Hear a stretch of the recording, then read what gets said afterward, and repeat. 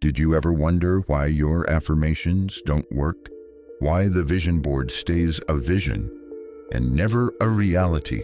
You are not broken. You are not unlucky. You're just carrying energy that was never yours to begin with. What if your ability to manifest your dreams has been quietly shaped, bent, and blocked by a past you don't fully remember? Let me tell you a truth most law of attraction books won't. The subconscious isn't just where you plant your desires. It's where your childhood still lives, echoing beliefs you didn't choose. This is the hidden layer beneath manifestation, the layer where trauma lives and where your true power has been waiting. Let's go deeper. Part 1. The Subconscious Gatekeeper. In Parallel Universes of Self, Frederick Dodson says we shift realities by aligning with different states of consciousness, different versions of ourselves that already exist. But what if the version of you that's manifesting is still carrying the identity of the hurt child? The subconscious isn't passive. It's a gatekeeper, a protector, a recorder. From birth to about age 7, your brain is in a theta state, deeply hypnotic. You absorb beliefs, fears, and identities without filter. Did your parents tell you money doesn't grow on trees?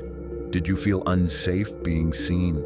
Did love feel like something you had to earn? Those weren't just experiences. They became scripts. And now, they run in the background of your manifestations.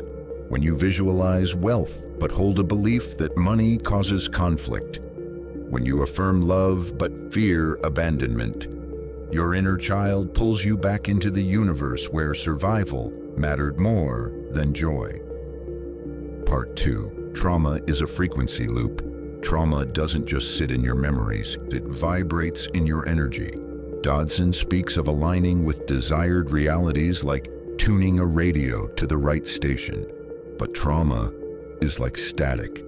It keeps you locked on an old channel, one that repeats experiences you don't want. If you felt unseen, your subconscious may manifest relationships where you're ignored.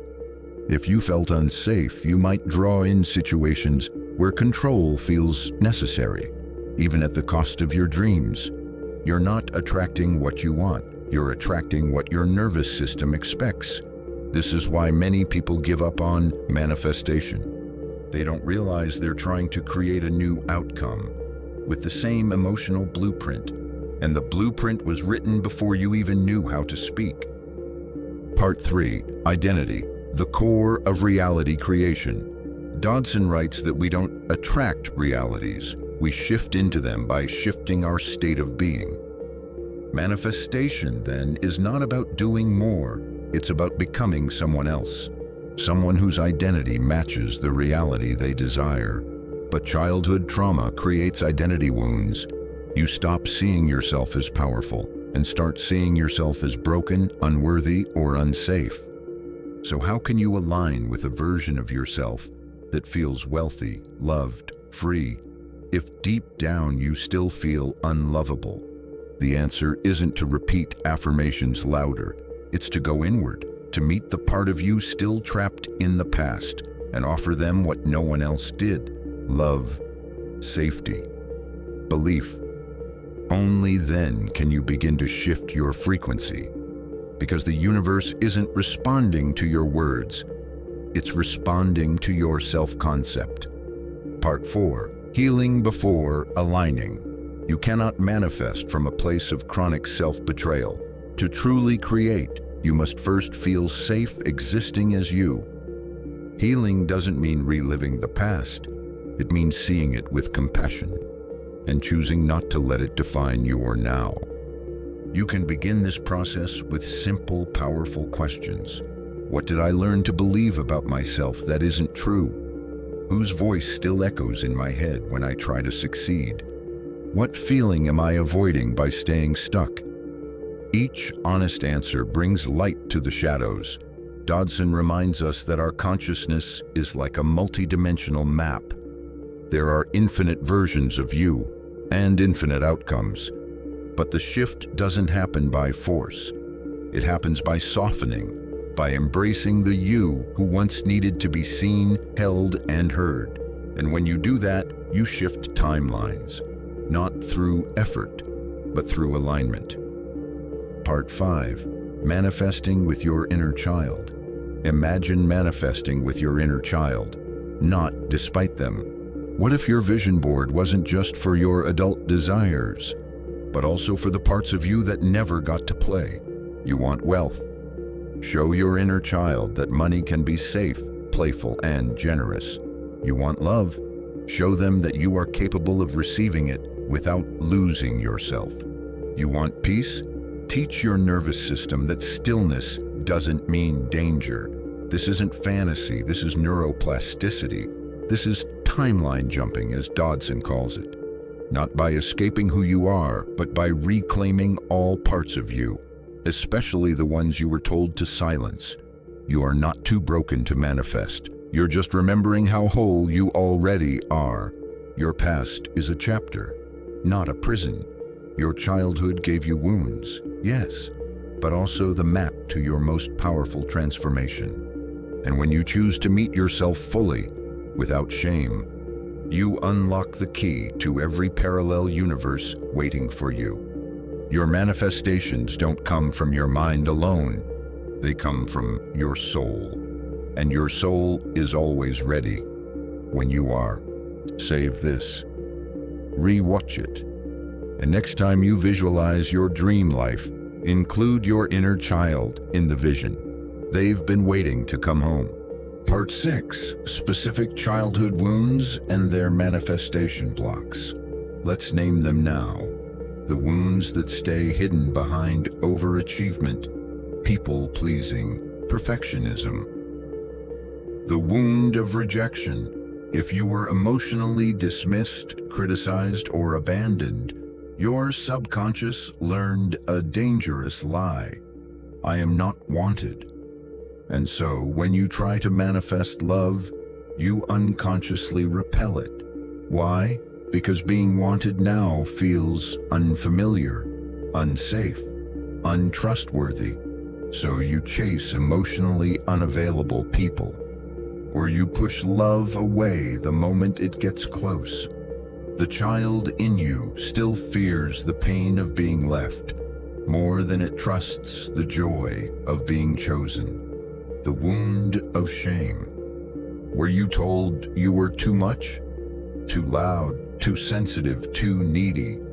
That shame morphs into a belief that your desires are a burden. And when you try to manifest a big dream, wealth, visibility, freedom, you freeze. Because somewhere inside, you believe you don't deserve to take up space.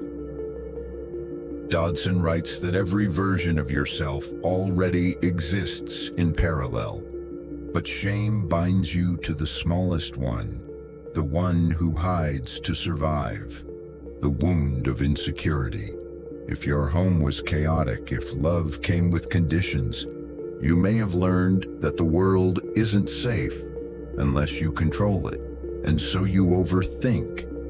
You micromanage your manifestations. You don't trust the process, because you couldn't trust people. This hypervigilance scrambles your signal. Manifestation requires surrender, but your inner child learned that surrender equals danger. Healing this wound means showing your nervous system that you are safe now, that you don't need to control the outcome because you've already claimed the frequency. Part 7. Your energy is the command. When you affirm, I am worthy, the universe listens. But when your body trembles with old fear, the signal is mixed. This is why trauma work and manifestation work must walk together. You cannot think your way into a new timeline. You must feel your way there. You are the frequency. You are the antenna. You are the command. Dodson reminds us that what we experience is not attracted. It is selected. From billions of possibilities, you align with the one that matches your identity, your beliefs, and most powerfully, your emotions. So what happens when those emotions are still echoing from age 6? You keep selecting what you never wanted and blaming yourself for not thinking positively enough. You are not broken. You are misaligned. And realignment begins with presence, with acknowledging the wound, not bypassing it. Because in truth, your feelings were never the problem. The silence around them was. Part 8. The inner reparenting shift. Healing doesn't mean erasing the past. It means creating what should have been now. This is the work of reparenting. Not through blame, but through intention. You become the one who sees your younger self and says, "You were never too much. You are not a mistake.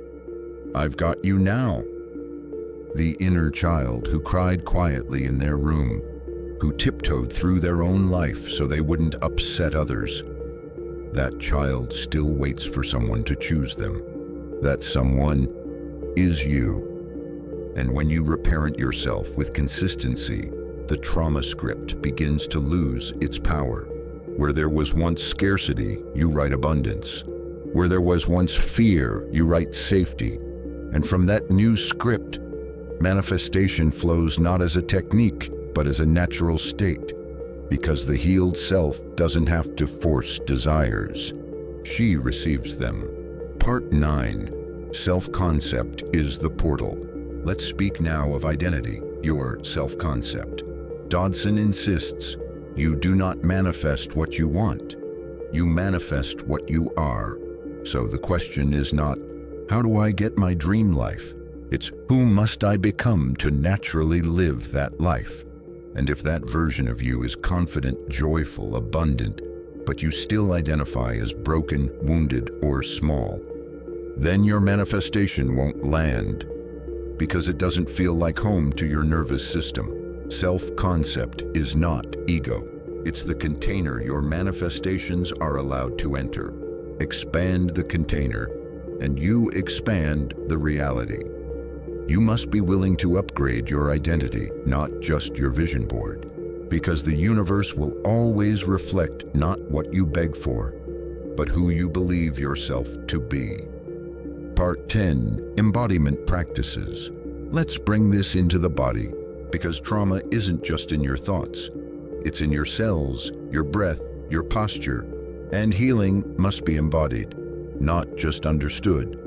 Here are simple ways to begin shifting your frequency. Mirror work.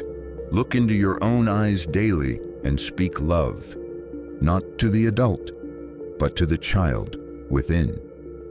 Somatic safety. Place one hand on your heart and one on your belly. Breathe. Let your body know we are safe now. Imaginal rehearsal. Picture yourself as already healed, already loved, already receiving. Let the feeling flood your senses. Write the new story. Journal from the perspective of your desired self. Write, "This is who I am now." Not as a hope, but as a declaration. The body does not know the difference between imagination and reality. So give it new experiences energetically, and reality must respond. Part 11. Timeline jumping through forgiveness. Forgiveness is not saying what happened was okay. It's saying you're not willing to carry it anymore. When you forgive your parents, the past, even yourself, you release your grip on the version of you who lived in that pain. You let go, and in that letting go, you jump timelines, not to bypass, but to choose. To choose a self who no longer holds someone else's pain as their identity. Forgiveness is the frequency of freedom, and freedom is the fastest portal to manifestation. So here you are, not broken, not behind, but awakening. Your childhood shaped you, yes, but it is not the author of your future. You are. And now you have the pen. Use it. Write a life your inner child would be proud of, one where they are safe to dream again, to speak, to laugh, to be seen. And in doing so, you manifest not only your desires, but your wholeness. If this message stirred something in you, save it, share it, and return to it when you forget. Because healing is not linear, but your power that is always waiting right where you left it, inside you.